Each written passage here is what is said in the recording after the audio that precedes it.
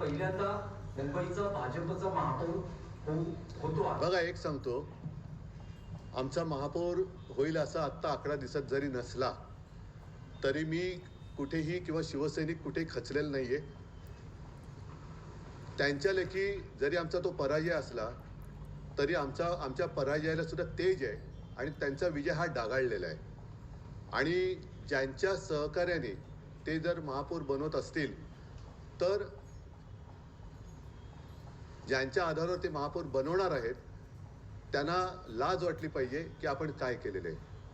त्याच्यामुळे मला काही हा प्रश्न पडलेला नाही आहे तो बसावा न बसावा, पण ज्यांची मदत घेऊन आणि म्हणे बाळासाहेबांचा विचार हा शिवसेनेचा महापौर बसवणे हा आहे आणि ती शिवसेना असली ही मी बघतोय.